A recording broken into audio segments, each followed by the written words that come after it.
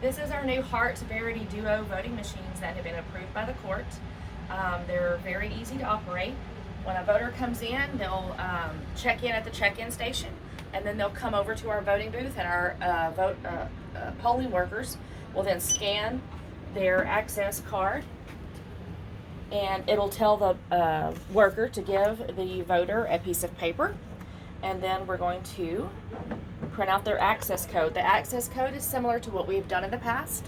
The paper is a new aspect. And this is the first time we've turned it on today, so it has to heat up. So it takes just a moment, and then it'll be faster than the others. This is the access code. They'll take this over to the new voting station. We have tall ones that are just for standing people, and then we have some shorter ones in case it needs to have a wheelchair accessibility. And all they have to do here is they hit the touch screen and put in their access code. The access code is different for every person. It's scrambled, so they're not the same, and they're not attached to any voter record. It then tells the voter to insert their paper.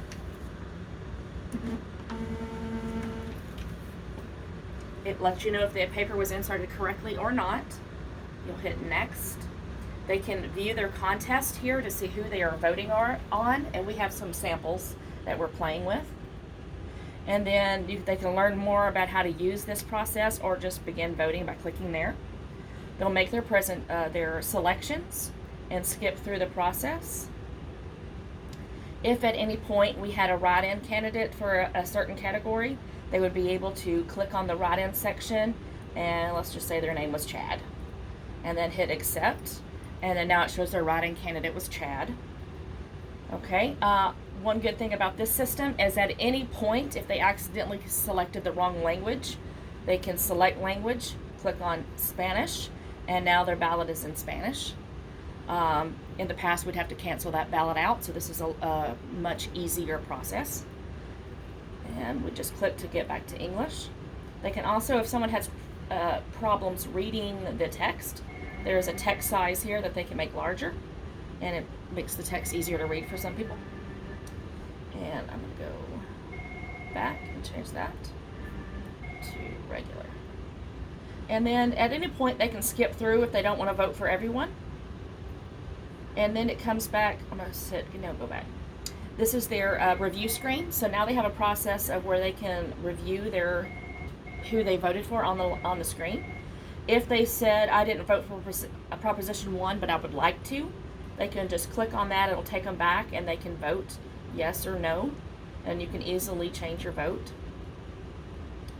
And then go back. We're going to go back to the review our choices. Now that we have the ballot like we want it, we reviewed it, we hit print record. It'll tell you here, are you sure you want to print? Once you print this record, that's finalized. So we're going to say yes, print. The ballot will take a moment and print. Good thing about this system is that it prints out the entire ballot. So if you voted for governor, it'll have the governor's name. But say you did not vote for governor, it'll say governor and no selection. So it lets you know who you voted for and if you skipped a selection. There is no identifiable voter information on this ballot. It only has the information about who voted for what. The QR code that is there only attaches this ballot to this machine, so you couldn't take this ballot to another voting station or a different election and try to scan it, because this is saying that this election and this polling location. So that's the only thing on that QR code.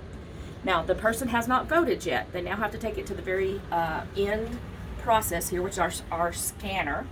All they have to do is stick it in the machine. It then takes an optical digital scan of exactly the text that was entered. It's not scanning a barcode. It's actually digitally doing an optical scan of that selection. And then here it says your vote has been counted. Once that vote's counted, you see the flag, you have completed your voting process. Thank you.